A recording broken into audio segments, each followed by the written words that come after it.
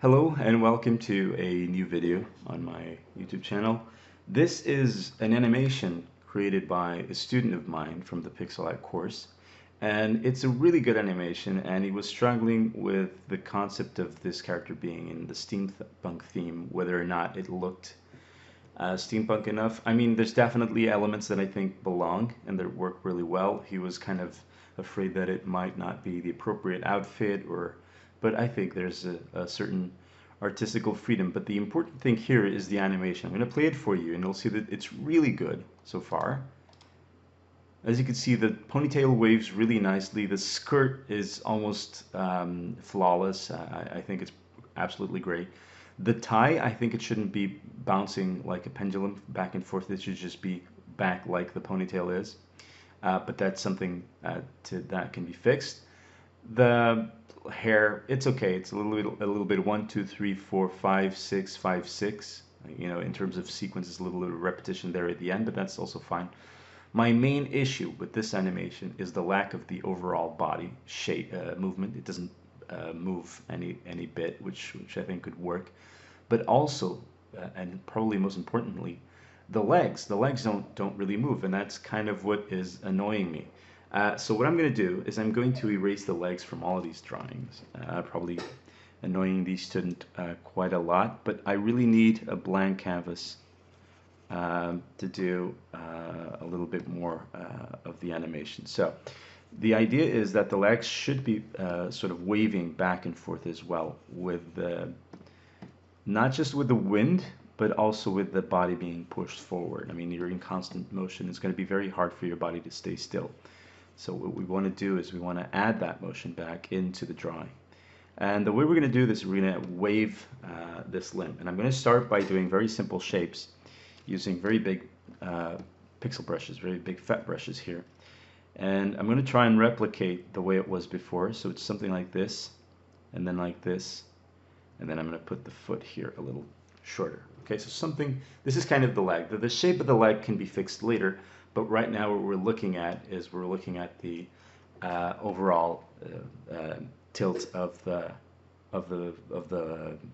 leg. So this is where my knee is, and actually let's try and put a tip there. So that's where my knee is, and this is my pivot somewhere in here, the pivot for the hip for the leg to rotate on. So I'm not going to draw that, but I'm going to keep that in mind. So what I do is let's take these two colors.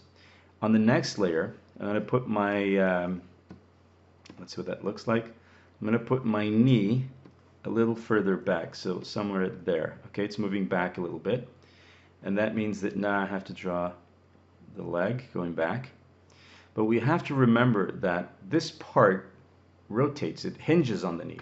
So it's not going to go back rigidly. It's going to stay behind just a little. So what I would be like in this pixel here, in this area here, I'm actually going to have to draw the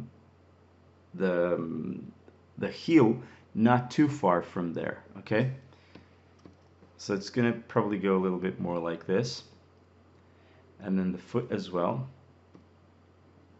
And then when the thigh goes back even more, okay, it's going to go back like for here.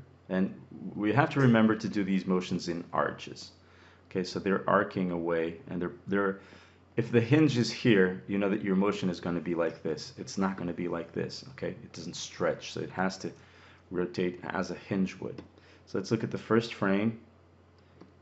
And now since the leg's getting pushed back, we have to push back as well a little bit more, but it's a straighter line. So something like this. Okay, and once it hits the maximum it's going to rotate back, then the leg, the bottom of the leg is the one that's going to rotate up. So here we're going to do again, we're going to take that, we're going to take the knee, and we're going to paint it a little to the right where it was, as to show that the leg's not going to rotate that much more. It's in fact coming back, but the foot is going to hang back a little bit. Okay, so there's this snapping there. Okay, and we're going to do, actually I should do the knee in all of the frames to see where I'm at. this case is going to move forward. Actually, I did a little too much. And on the next one, it's going to be close to there. I don't want to make it too far from the original first frame, because that's going to mean trouble. It's going to mean that it's not going to loop that well. Okay, so there we go.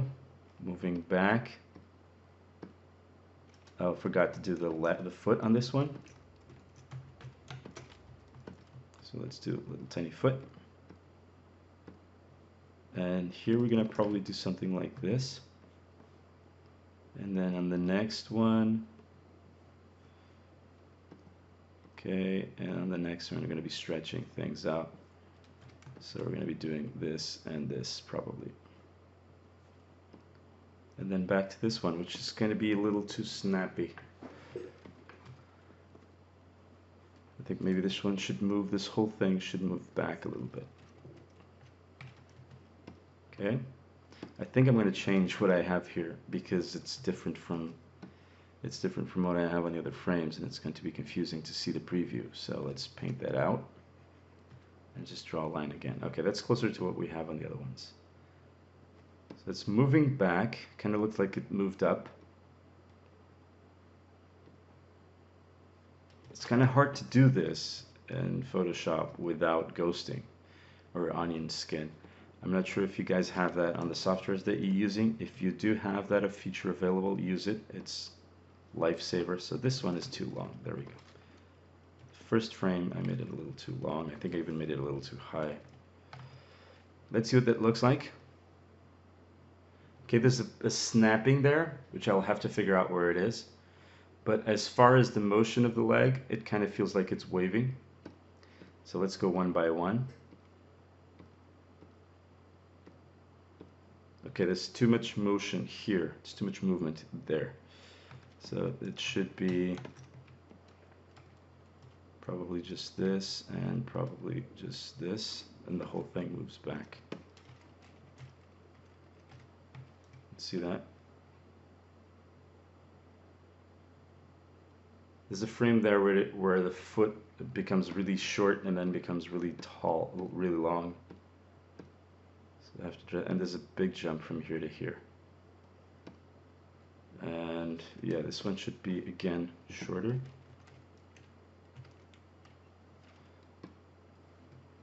The fact that it's longer now makes sense because the leg's stretching out. This one should go up just a little. Wrong layer.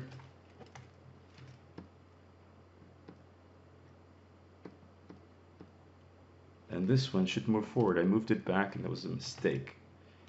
And again, wrong layer. This is why I like animating in just one layer, so I don't have to deal with this.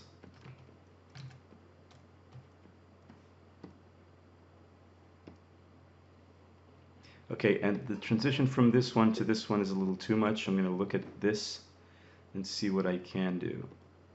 Okay, this whole thing has to be a whole lot more tilted like this.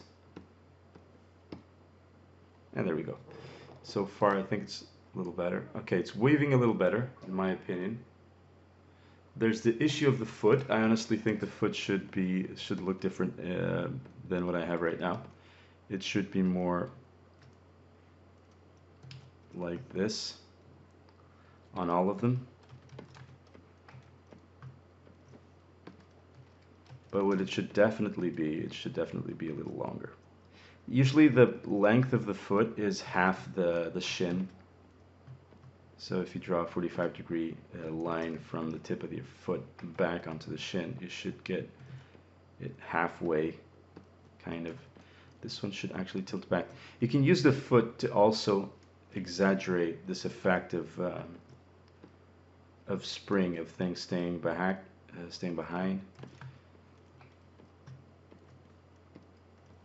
Okay, this one's a little too long. Let's see what it looks like now. Okay, there's a little snapping there, and from this frame to this one, yeah, a little too much.